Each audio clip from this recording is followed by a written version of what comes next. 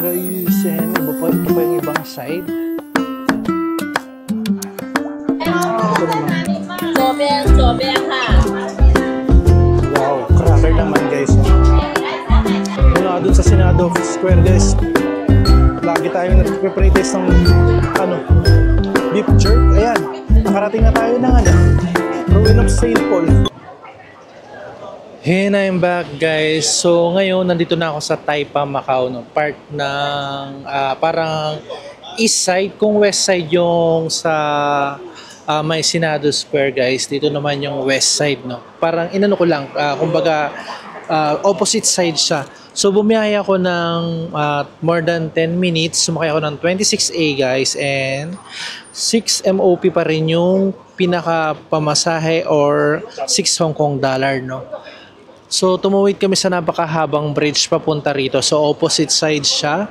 Then pupuntahan natin yung The Parisian, and yung ang pupuntahan ko doon na tourist spot is yung pinaka Eiffel Tower nila, no? And right now nandito ako sa bridge, and tinitignan ko yung isang gusali dito, which is the Venetian. Isa rin sa mga sikat na gusali nila dito guys. And banda doon is yung City of Dreams na gusali rin, banda doon sa area na yon. And yung The Parisian, no, doon na siya.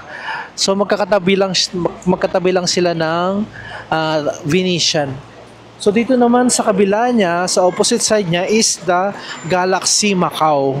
And tignan nyo naman guys kung gaano kaganda yung mga gusali dito. Grabe, nagniningning sa ganda. And kahit itong isang ito guys, oh. Aside from that, dito naman sa side ng Venetian, yung katapat niya, mayroong magandang park dito, no? Na kung saan pwede kayong sumakay ng rails doon, no? Hindi ko na pinuntahan yun kasi ang target ko right now is yung The Parisian, no? Dahil nga gusto kong makita yung parang kinopya na nila na Eiffel Tower.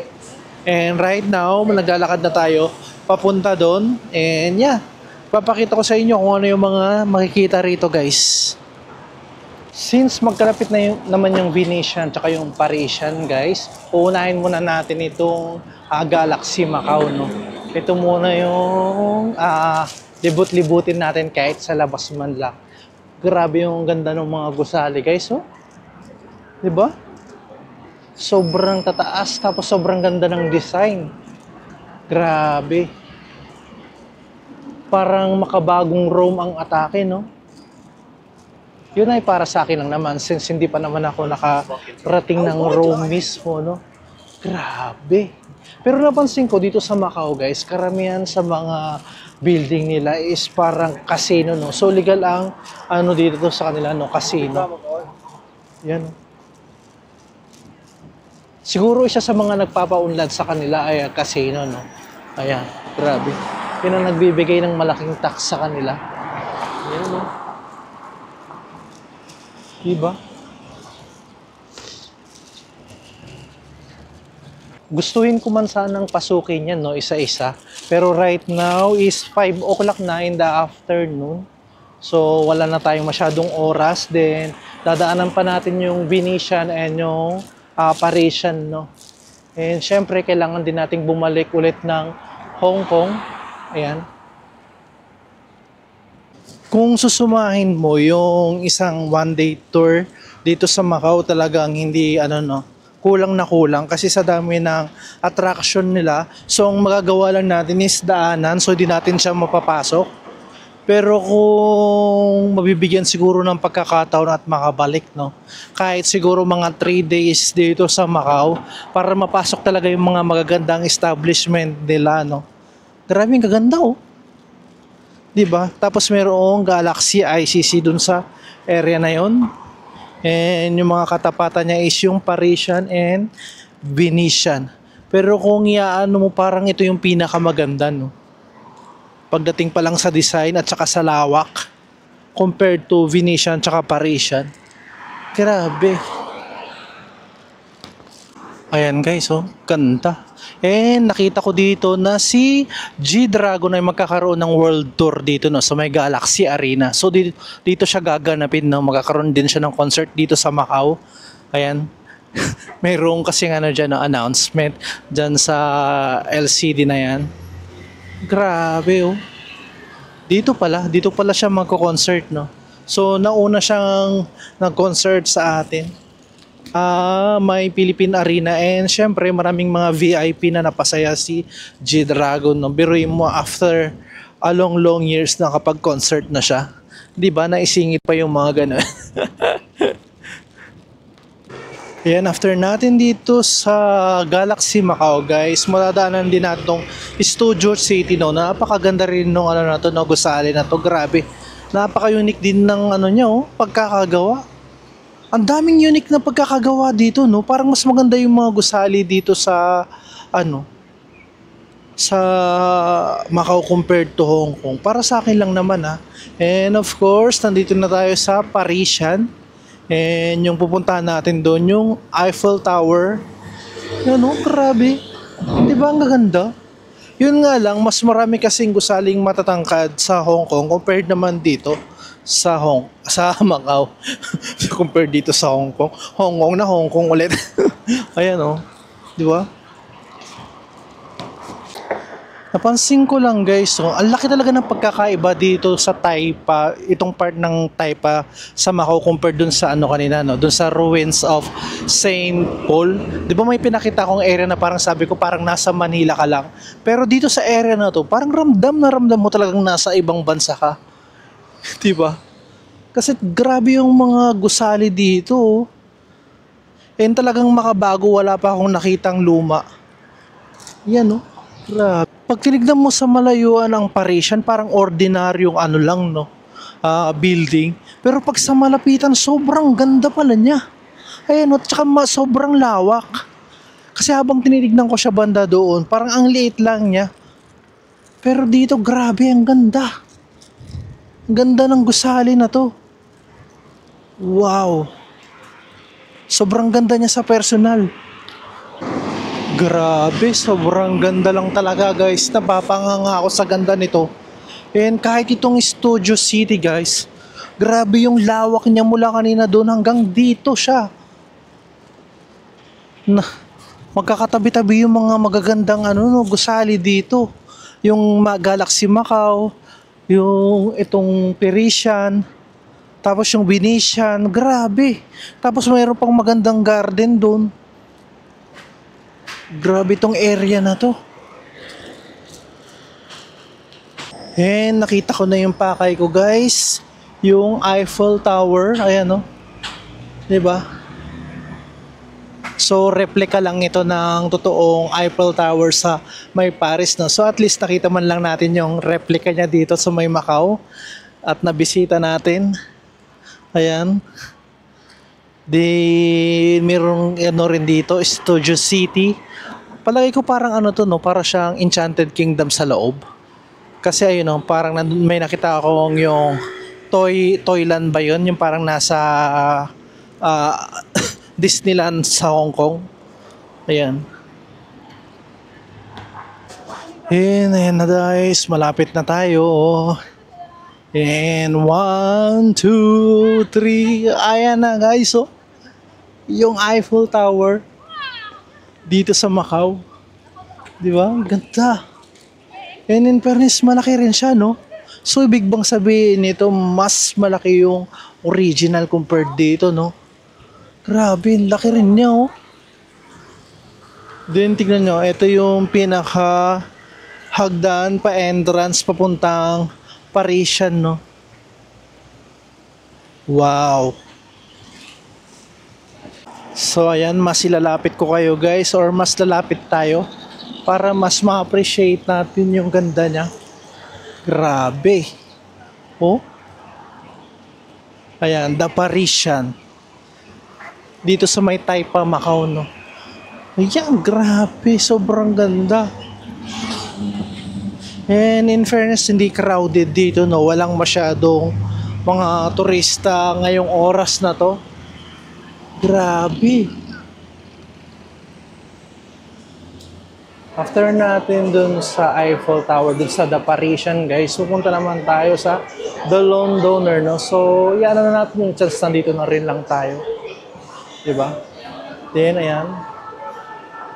So, tatawid lang tayo papunta dun sa The Lone Donor. Buti na lang dito sa, ano nila, may walk-a-lator, no?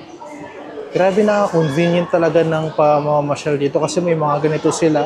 Walk-a-lator, escalator, and elevator, lahat na. Diba?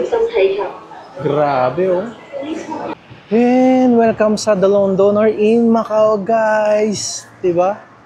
Grabe, ang ganda. Oh. Wow. Itong pinakaharap ng The Lone Donor, guys, kaharap din niya ang Venetian, no? So, bawat bawat gusali from dun sa The Parisian, Venetian, iba-iba yung binapakita niyang ganda. May kanya-kanya silang ganda. Grabe. And mamaya, syempre, di natin palalampasin, puntahan din natin yung Venetian, pero sa ngayon, unahin muna natin tong The Lone Donor, guys. Grabe. From the clock tower, guys, dito naman tayo sa opposite side nitong The Lone Donor, no? So, ito naman yung makikita natin. Then, makikita tayo ditong tram ba to or bus or train yan. Yung ano na yan, area na yan. At masisilip nyo rin, syempre, yung Eiffel Tower doon, no? Then, ayan siya. Grabe. Naglalakihang gusali at nagagandahan. Diba? Ito daw yung London Transport. Ayan. No? Double decker din kasi yung ano doon eh. Parang sila yata ang nagpauso. Kung di ako nagkakamali. Sa London yung nagpauso ng double decker tsaka yung tram. Kung di ako nagkakamali, guys, ha. Baka mamaya dito pala sa Asia talaga, no? Anyway, ayan. Sa mga napapanood ko kasi, yung mga tram talaga, karamihan yung transportation sa bandang Europe, London, ganyan. Grabe, oh. Yun, ayan, nagsisimula ng mag-ilaw-ilaw yung Eiffel Tower, oh. Ngayon ay 6 o'clock pa lang. 6:15. Nag-i-start na yung niya, no? Hindi ko alam kung may light show mamaya yan, no? Grabe, oh. Sobrang ganda. Pag gusto nyo mag-shopping, meron din dyan sa loob, guys. Pwede nyo yan pasukin. And kung nagugutom kayo, marami din mga restaurant dyan sa loob. And tayo, dadaan lang tayo dito. Then pupunta tayo dun sa Venetian. Para at least nadaanan natin lahat, no? Yung mga magagandang gusali dito sa Taipa, Macau. Grabe. Ayan, guys, yung kabuuan ng The Lone Donor. Ayan. Grabe, ang ganda na ng pailaw ng Eiffel Tower. So ngayon, after dito, pupunta naman tayo ng The Venetian, no? Para kumpletong-kumpleto yung pamamasyal natin dito. Kahit man lang dito sa labas. Actually, solve ko na dito sa labas pa lang eh. Kasi ang gaganda talaga ng mga gusali. Grabe. Oh? Para akong dinala sa Europe. Grabe yung ganda.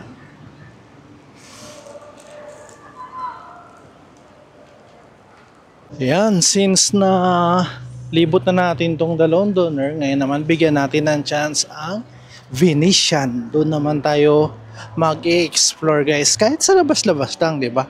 At least kahit pa paano. Actually, karaniwan, no, dito lang din naman sila sa labas nagpapapicture. Even yung mga kababayan natin na nagpupunta rito.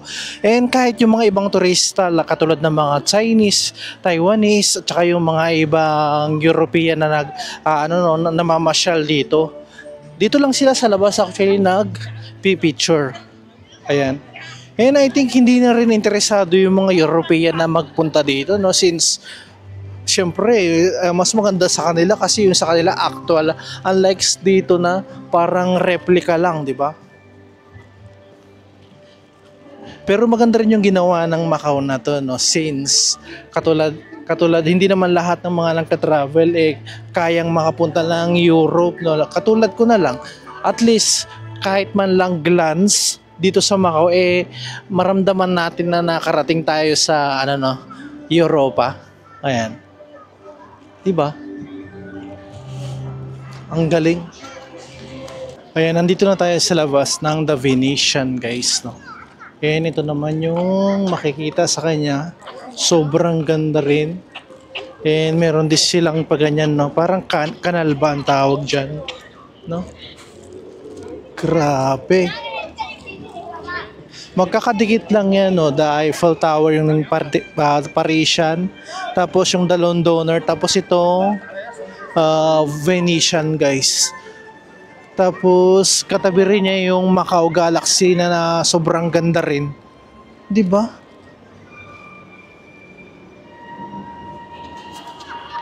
Dito pala yung sikat, no, yung Venetian, kung saan nila kinukuha sa may TikTok, no. Yan pala yun. Then doon dito sila sasakay sa may escalator. Yan. Ganun pala siya. Dito pala siya, no. Para makuha yung magandang effect, kailangan sumakay doon sa escalator habang kinukuhanan ng video. Yun. Ano? Grabe. Diba? Pumasok tayo mismo dito sa The Venetian, no? And ito yung isa sa mga hinahanap ko, no? Ayan, no? And hintayin natin doon sa area na yun. Yan. Napakalaking mall and puro branded yung mga nandito, no? So kung naghahanap kayo ng mga branded, pumunta kayo dito sa The Venetian and makikita nyo yung mga Louis Vuitton, ganyan, Gucci. Yan. Diba? Grabe. Ngayon walang nagpapaandar nito, no? Mas maganda sana kung meron, no? Tapos kung titignan niyo yung pinaka-ceiling, guys, nagulat ako, kala ko open area siya. Hindi pala. So, ano din siya na parang replica din ng langit. Yung nakikita niyo dyan, and ayan. Lahat ng makikita niyo dito sa area nito is replica ng original na sa London ba yung merong ganito. So, kung gusto niyo siyang makita, guys, in person, maganda siya actually, no? Pwede kayong pumasok dito sa The Venetian, no? So, kung napadaan na kayo ng The Londoner and The Parisian, then punta kayo dito sa Venetian. Yan. Pasok kayo sa loob para makita ito. And kung meron kayong budget para sa mga branded na mga damit or mga bag, meron din dito, guys, nandiyan ang mga Gucci, Dior, mga pabango, ganyan. Lahat ng klase ng mamahalin or branded nandito, guys. Nandito ang Joe Malone, ganyan. Ayan siya, oh. Diba sobrang ganda? Imagine mo pati ceiling, nireplika nila yung kalangitan. Yan, oh. Sobrang ganda dito, guys, oh.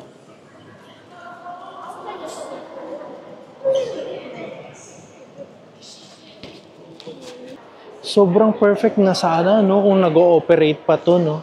Ewan kung bakit di sila nag-ooperate ngayon, no. Ayan. Samantalang weekend ngayon supposed to be, ito yung mas mabenta sana dito. Imposible namang walang may gustong maka-experience niyan dito, di ba? Ayan. Grabe, ang ganda. And I'm back, guys. So, nandito na tayo ngayon sa Taipa Ferry Terminal. Dito ako sasakay pabalik ng Hong Kong dahil ito yung malapit sa The Parisian, The Londoner's na pinuntahan natin, tsaka yung tsaka yung Venetian. Ito yung pinakamalapit na ferry. So, hindi na tayo bumalik dun sa Macau Outer Ferry Terminal kasi malayo na yon. So, dito tayo sasakay. And yung sasakyan natin is Cotai Water Jet and nagkakahalaga ng 220 HKD or MOP, guys. So, ang ginamit kong pambayad is GCash kasi tumatanggap naman sila. Or pwede rin yung mga credit card, Mastercard yan. Pwede rin, tumatanggap din sila, guys. And hinihintay na lang namin as of now is 8:20 and yung schedule ko is 9 o'clock. And yan, guys, tapos na ang buong araw natin ng pagpasyal dito sa Macau, no? Sana nagustuhan niyo yung pinuntahan natin and nagkaroon kayo ng idea kung ano yung pupuntahan nyo kung sakasakaling magpunta rin dito kayo sa Macau and mag one day tour kayo, no? And gawin nyo itong guide nyo sa pagpunta rito. At dahil dyan guys, diyan ko muna tatapusin itong vlog na to. Meron na lang tayong natitirang 3 days dito sa Hong Kong and hoping na abangan nyo pa yung mga gagawin nating activities dun sa natitirang 3 araw. At dyan ko muna tatapusin itong vlog na to and that's it for today guys. See you again sa susunod na vlog. Bye!